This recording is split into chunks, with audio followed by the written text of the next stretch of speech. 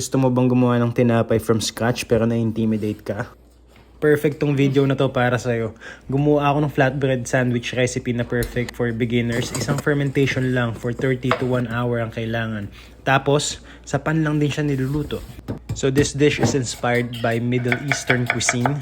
Traditionally, ginagamit nila sa dish na mga ganito is lamb. Pero wala akong lamb. Beef yung ginamit ko. Pro tip, make sure pag magsisear ka ng ground meat, i-flat mo ng manipis. Tapos i-sear mo siya na parang steak para makakuha ka ng maximum Maillard reaction. And perfect crust. Flavor profile ng ground beef na to is 9 spice mix. Nilagyan ko din pala siya ng red wine vinegar for acid. And also make sure lang natustahin mo talaga siya para lumabas yung flavor. Nagpickle din nga pala ako ng shallots for sweetness. So ang flavor profile ng pickling liquid ko is caraway, star anise, mustard seeds. Para talagang pumutok yung bango dun sa pickles.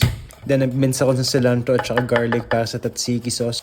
For my tzatziki sauce, ang nilagay kong flavor profile is cilantro, garlic, olive oil, salt, pepper, lemon juice for acid, and then lemon zest. Finish. After an hour, umalis na yung tinapay natin. So, ifa-flat lang natin siya as much as we can. Pwede tayong gumamit ng rolling pin, pero pinakita ko dito na pwede din by hand. It's possible. Ito toast lang natin to both sides for 1 to 2 minutes. Then, pan plate na. Flatbread, tzatziki sauce, 9 spice ground beef. Also, fresh tomatoes and bell pepper for cooling element. And then pickled shallots. And then finish mo lang ng cilantro. That's it!